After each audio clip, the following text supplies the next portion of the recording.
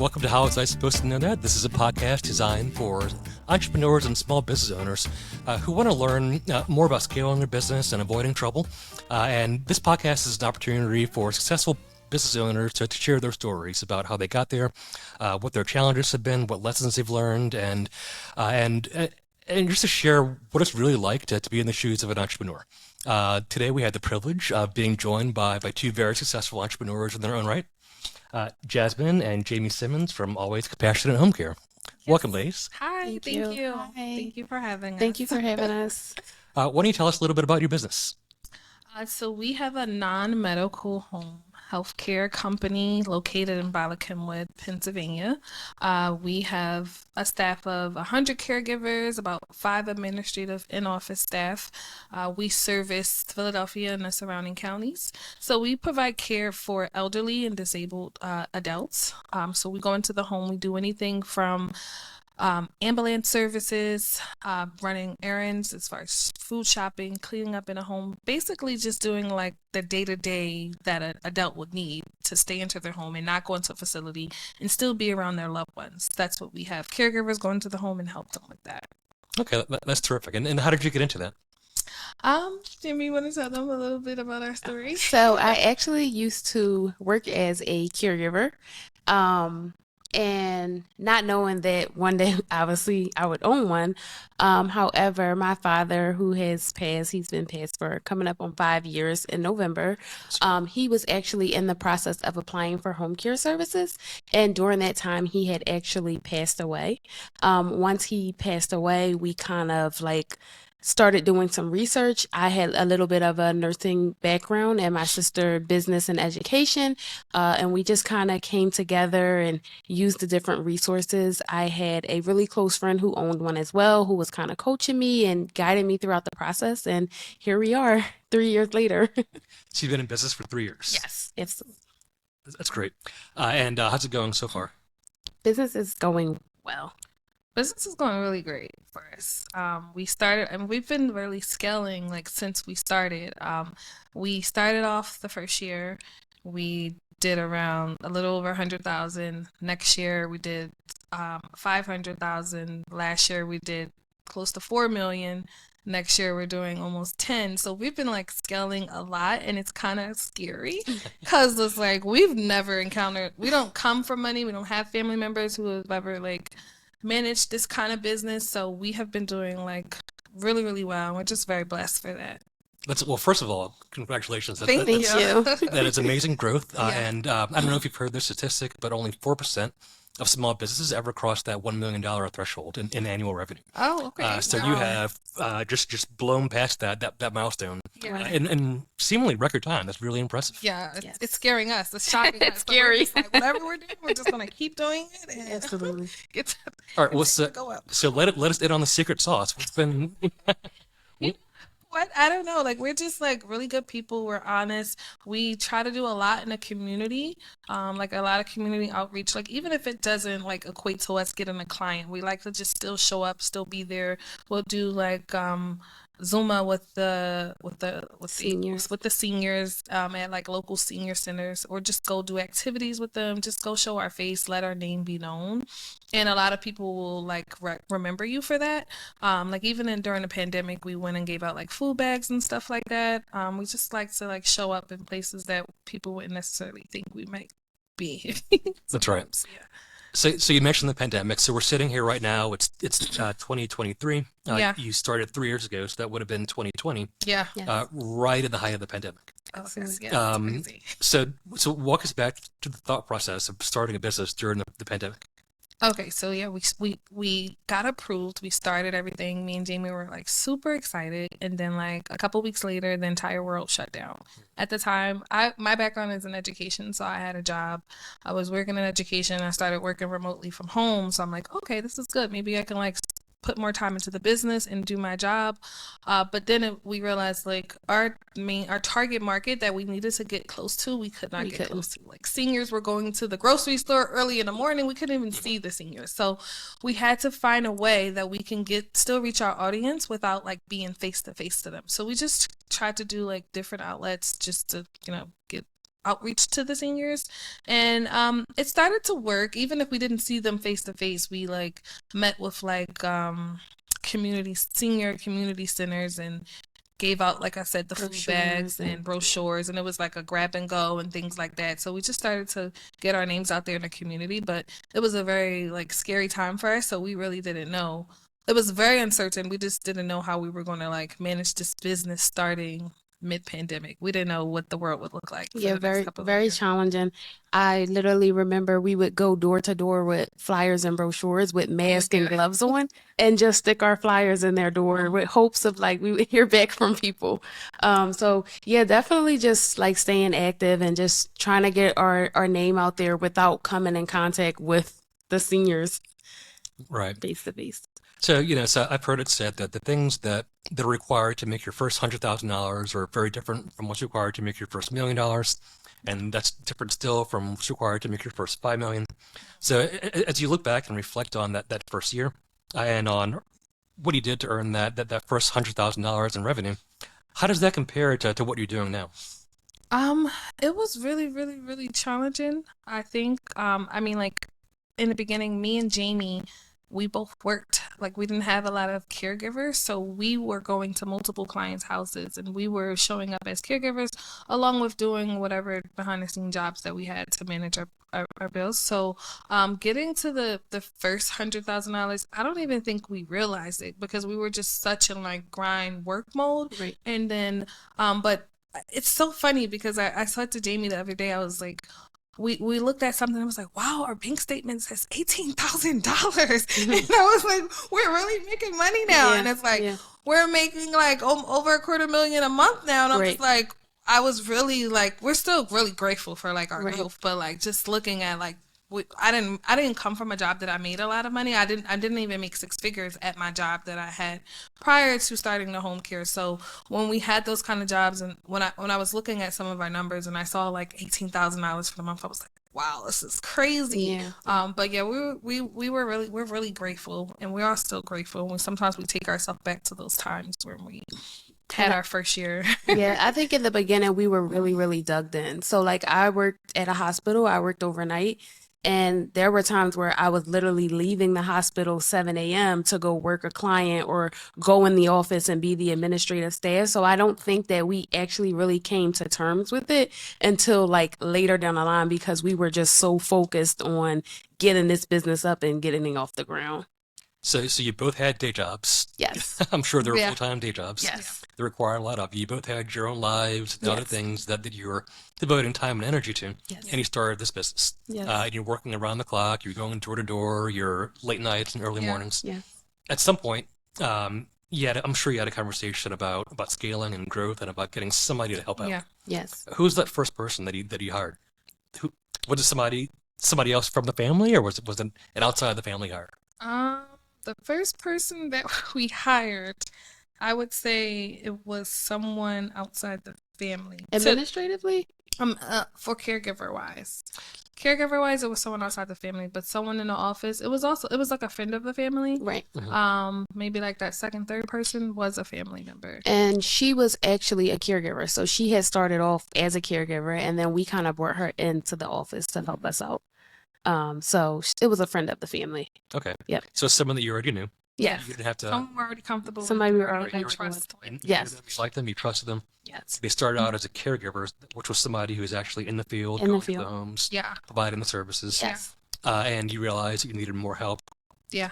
behind the scenes, kind of in the back office, right? Yes. Yeah, we could afford to like bring people into the office now. And the things that me and Jamie were doing, like administrative stuff, we're like, okay, we can like pay someone to do this now because Right. we have enough funds to kind of budget that. And then we had enough caregivers that we didn't have to be caregivers ourselves anymore either. So Right. Yeah. So you're able to work more on the business than in the business. yes. Okay. Yeah. Yes. I'm sure that was a relief. Yeah. That was such a relief. Such a relief. It was such a relief. I mean, and even still, sometimes we might jump in and like we still like answer phones or do things that they need to do. But it was a big relief because it helped us focus on, like you said, scaling the business Yep. more than just like working the business. And we definitely have an amazing team that we're so grateful for. They definitely like hold us down in all aspects. That's great. You said a team of 100 staff people, right? Caregivers, yes. 100 caregivers. And 5 A little administrative over staff. now. It might be like Yeah. 117. Mm-hmm. Okay. Well, congratulations again on your growth. That's fantastic. Thank you. And at what point did you decide to, or at what point were you able to, I should say, leave your other jobs and focus on this full time? So I feel like I took the kind of scary way out. And I jumped in. Jamie jumped full throttled in. Like, she didn't have a job. She was just working, figuring out. I went on kind of like a leave of absence from work for a little bit. And then I left my job within, I would think. So I worked up until I worked like 6 months and while we started. And then like for 3 months, I went on like a leave, unpaid leave.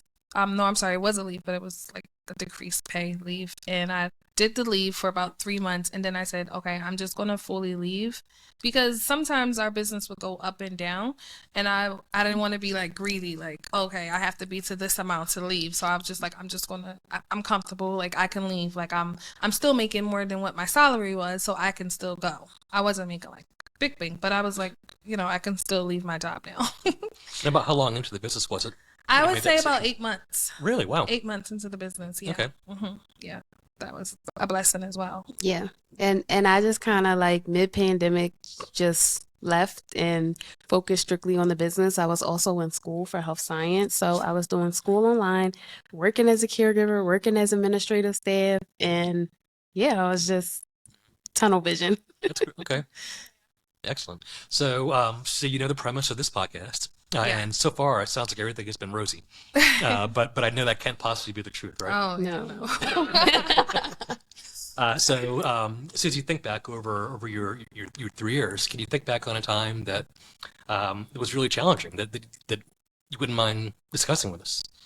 Sure. So as I said, our company, we're a state funding company, so we're contracted with insurance companies. So there's a certain time of the year where insurance companies, they kind of slow down and they delay your payments. We get paid weekly to pay our caregivers, and there was a time where we didn't get paid for about 3 weeks from the insurance company. And last year, our payroll was still around like $70,000, right? So Yep. to have to upfront $70,000 for 3 weeks, even if you exhaust whatever is in your account, it's still, it still was very stressful for us. So we had to figure out how we were going to pay people. We know our caregivers and our in-house staff, they worked all week. They don't want to hear that the insurance companies did not pay you. So it was just a very challenging time for us, because we had to kind of figure out how we were going to pay our employees, how we were going to, recover the funds from the insurance company and see what's going on. So we're like on the phone fighting with the insurance company. We're still trying to figure out how we're going to make payroll. So the first week it was okay, but the last 2 weeks we had to just like really, we like almost had a mental breakdown, just because these are large numbers that we're speaking about. So like not being able to fund your payroll is just like the most stressful thing ever. So last year was just a very, very, very, very stressful time for us with that. I can imagine. So this was just last year. This was just last year. Yeah. I mean, it's never like a walk in the park at all. Yeah. You know what I mean? Yeah. Like, we always have issues. Like, every day, we don't know what we're going to wake up to, what we're going to walk into the office to. There's always issues. So it's just how you manage those issues, how you deal with the stress, and how you like continue to move forward, Right. So it's looking back on that issue with the payroll. Were you able to make payroll all those weeks, or did there come a time where We were able to make where you were- payroll, but and a lot of things, financial literacy is a big thing too, especially if you don't come from money, if you've never Absolutely. dealt with money. So we were very desperate for like funding, like going into a bank. You can't just walk into a bank and say, hey, I need $200,000 by next week. That doesn't happen. So we had a friend that introduced us to someone, and they introduced us to something called like a merchant cash advance loan.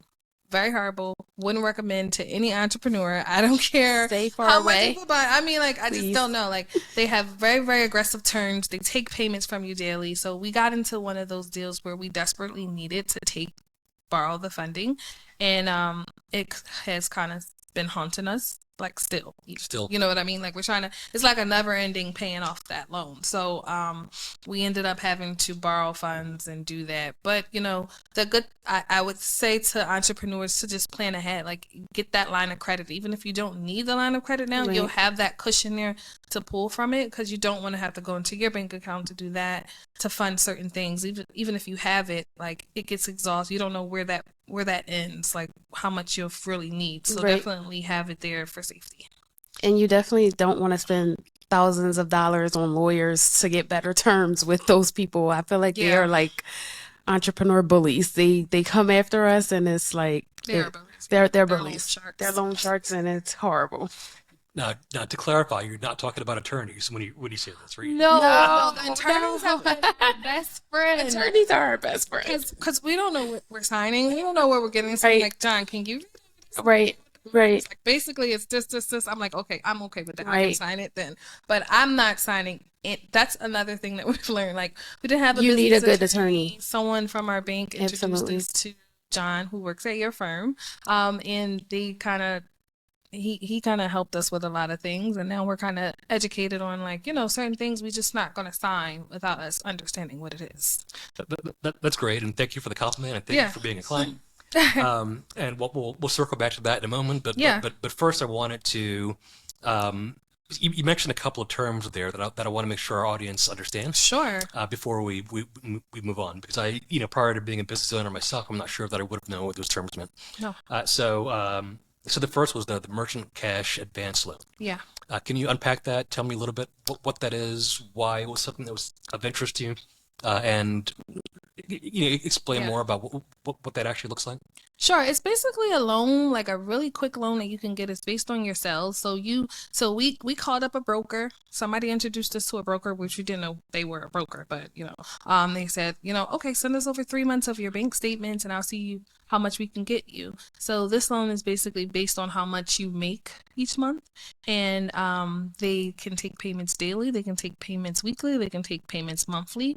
Our situation, they took payments from us daily. It was about $7,000 a week that they were taking out total. So again, like, we got introduced to a broker. The broker sent our information to a ton of lenders, and they basically looked at our bank statements and said, hey, we can get you funded in 48 hours. And the funds were literally in our account in 48 hours. We're like, okay, this can't be that bad. And then, like, it just started, like, going downhill from there. So definitely, like, read what you're signing, and just make anything too good to be true is probably not too good to be true. It's probably definitely too good to be true. Yeah. So that's what it is. They still reach out to us to this day, like sending us emails. Hey, we can get you. We're like, we're not interested. Sorry. Fool me once, shame on you. Yeah, because people will sell your information, and then you'll get a call from someone. And you'll think, like, oh, someone's really trying to give me money. Like, no, there's some things behind that. So definitely don't sign anything you don't know what you're signing. So this was back to this is during a time where you needed to make payroll. Payroll was every week. Yeah. The funds were supposed to be coming in, weren't coming in. You still had to make payroll. So in desperation, you looked around, you tried to find some sort of a solution. Yeah. You found the merchant cash advance loans. Yeah. And they told you we can get, based on your revenue, we can give you this money, and you can have it in 48 hours. Yeah. Were you aware of any sort of pitfalls or any red flags prior to signing the loan agreement? I wasn't, only because the person that I went to, I trusted them. So I thought, like, they were going to put me with someone that is going to do well by us and things like that. But you can have people that you're close to, but you still have to do your due diligence, because at the end of the day, it still fallbacks on you and your business. So I didn't really see any red flags at all. Like, they were super nice on the phone. They was like, oh, the underwriter's going to call you. They're going to ask you a few questions. Just tell them that the funding is for this, da da da. And I was like, okay. And that was it. We just signed the documents, got the funds, and I didn't see anything that would make us think that we shouldn't go through with this deal. I think looking back now, I can say, like, maybe the repayment with them taking money from us every single day. But again, not having that financial literacy, we're like, oh, we can afford this, no problem. And then it's like months later, and we're like, this is really taking a big dip out of our money. So eating up our profit. Eating up our profit like crazy. So I think that looking back, that would probably have been one of the red flags. So how did you wind up getting out of the situation? We had to hire attorneys for that. We had like a merchant cash advance attorney who deals like solely with that, and they aggressively like reached out to them. Mind you, we paid like $25,000 for this lawyer. They're really, because it's like their fee is based on however much you owe to the merchant cash advance loan. So we paid about $25,000 to them, and they started reaching out to the lenders, and they came back and said, "Oh, I can negotiate this for you. I can negotiate that for you." And then we were like, "Okay, like I guess like that was like the best they can get us. Not doing daily payments anymore. That was like a big relief, but." We just want to get rid. We wanted to get rid of them like completely. Right. And it's funny because once we got the attorney, they like tried to be our friend and like, oh, we didn't know that this was a problem. Why didn't you just ask us? And We're it's like, you yelled at us every You time knew. you called us. They're very intimidating. yes. Really? Yeah. So they were. So I guess there was already some sort of a dispute between you and the cash advance company. Yeah, because like I mean, like we started to like move money. The account that they had, we started to like move things around. I'm like, okay, like maybe I can't afford this week, and they're like, okay, so we went in arrears maybe 1 week or two, and then we're like, okay, I don't want to default on this, but I want to see like who can we reach out to kind of help negotiate a deal with us for Okay. us. Yeah. So it sounds like it got pretty ugly for a little bit. Yeah. Yes. It's okay Yes. now. It's I mean, okay like, now. It's okay now. But it was very ugly Yeah. at one point. Right. Yes. Okay. So then there's another financial term that you mentioned that I just wanted to ask you to clarify for people that may not be familiar. The line of credit. Yeah. Can you say more about that? So the line of credit is basically a credit there that you can pull from and use funds for in the case of emergency, and you can pay it back in installments or you can pay it back completely.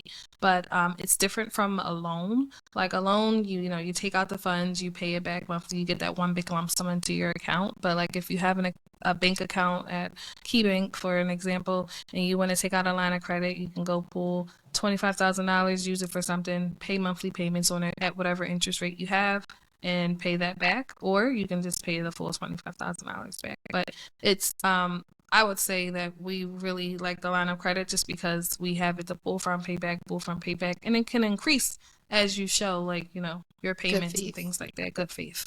Right. And that's something that you didn't know about a couple of years ago, right? No, I mean, like banks, the big banks always kind of like intimidated us. We didn't know, like, okay, you can go, and we were like, oh, we're not there yet. But like, we weren't there yet. I mean, there are a lot of people that said like, oh, you needed to be in business for 3 years before you can go get this. You can't Yeah. go get that. Those conventional loans, they're not going to give you that. You need to go here. You need to go there. So there's a lot of people that will kind of get in your ear and give you like advice, but you just got to go to the source and see what your options are.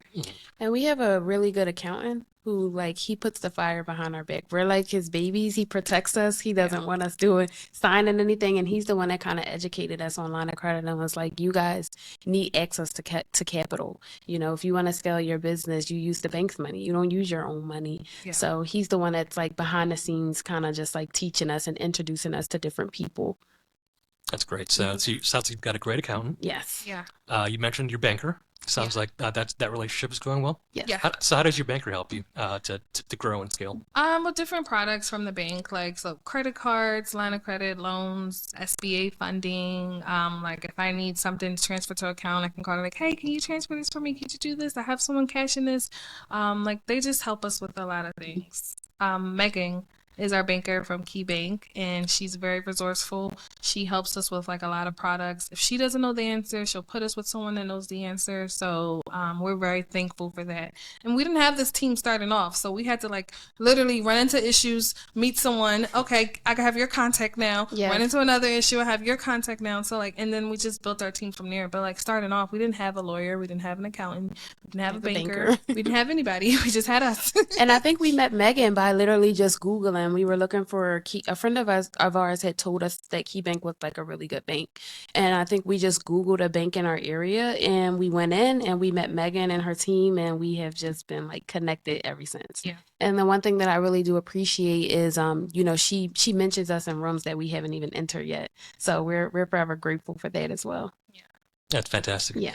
Yeah, she does speak highly of you. I had a conversation with Megan a few weeks ago, and she's very impressed by what you've done, and very much a fan. So, Thank you, Megan. Megan. now, the other part of the team that you mentioned earlier, and I'd be remiss if I didn't get back to this part, was the business attorney relationship. Yes. You mentioned John Thielen, my law partner here at Yes. Company Counsel. Fantastic guy, fantastic attorney. But I'm wondering if maybe you could tell the audience a little bit about how it was that you first got introduced to him, and what issue you had, and what happened. So, sorry, we met him through.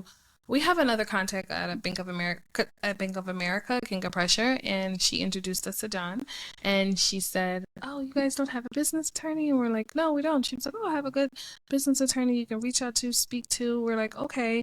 I think we were signing documents at that time. We needed him to go over. This is when we were speaking about the merchant cash advance loans, and we were going to take John on to do that and some other things. So we got on a Zoom call with him, and he basically just went over everything that he does, things like that. Educated us on a few things that he helps small businesses with. We also were on a call with him because as you grow, people will just come out the woodwork. They'll say, "You need to do this, you need to do this." They said, "You need to you need to change all of your business entities and put it into a trust." Yeah. And do that, which I hear that people do, but John was just like, I mean, like, you can just you can just separate things and do this and do that. So he kind of guided us because we're going to have, like, we have other branches of Always Compassionate that's pending to launch, and That John helped us with. that as John well. helped us with, and he's kind of helped us separate certain things because, again, we didn't know, like, if this business gets in trouble, we want it separated from that business and that business, and these are things that we didn't know, we didn't even think of, but John brought things like that to our attention and kind of like laid out a lot of things for us. He always checks in too, like, "Hey, are you guys okay? Need anything?" Yeah. So even though we're not like on a monthly retainer with him right now, but like he still is very, very, very resourceful for us. Yeah. That's great. Yeah. And so now that you have your team in place, you have your accountant, you have your banker, you have company counsel as your business attorneys, namely John is your contact person. Yeah. So your team's in place. How do you think that helps you to deal with some of the challenges that you may have experienced earlier in the growth of your company? I think that it helps us because we have other resources to go to. So, like, before it was just me and Jamie brainstorming, Googling, or trying to figure out how we can do. We can call this person and say, "Oh, I know this person over here. I'm going to connect you with this person." Right. "Oh, no, you shouldn't do this. Let me help you with this." Like, so we have a bigger network of people that we can call when we have these issues. Before, we didn't have that network, so it's just us, and we're just figuring it out. So I think they're like a tremendous help. Just for Like things. trial and error with everything prior to. But Mhm. now, again, like with us building those relationships, we can always just pick up the phone and then one person connects us to the next person and we just go from there. Let me call my lawyer. No, I'm not doing that. That's great to hear. So what's next for your company? Do you have any big projects coming up? Yes. Yes. So we are opening up a second location, Always Compassionate of Harrisburg. So we are expanding to the Harrisburg area. Hopefully we will be in the Harrisburg area by 2024, maybe end of. We're in the process of getting all of our licensing and contracting with the insurance companies. We're also doing transportation for both Philly and Harrisburg. We just went through the process of applying for our licensing with transportation. So now we had to go through like a bunch of court dates and court hearings because we were petitioned against in the Montgomery County area, but we did succeed. So now we're just waiting for our license so that we can continue to move forward. Congratulations. Thank you. Thank you. That's great. John helped with that too. Yes. Excellent. If people want to find out more about you or hire you for themselves or for their loved ones, how would they get in touch with you? So our Instagram is Always Compassionate Home Care, and that's where we post mainly like all of our events. If we're doing like book bag drives, I know in November we'll be doing turkey drives. When we have job fairs, we have a bunch of brochures and flyers on our website where they can reach out directly to our staff for an intake assessment to learn a little bit more about our company if they should need services. Yes, and that's alwayscompassionatehomecare.org. Yes. Our telephone number is 484-270-8101. And we're located at 3 Bala Plaza, the West Building, Suite 118. Well, Jasmine, Jamie, It was really a pleasure speaking with both of you and learning from you. And Thank I you. appreciate the humility that you shared and talking about your experiences. And I'm very, very impressed with your progress in such a short period of time. Thank you, Thank Bernard. you. Thank you Thank for you, having Bernard. us. Thank you for having us. Thank you. Thank you.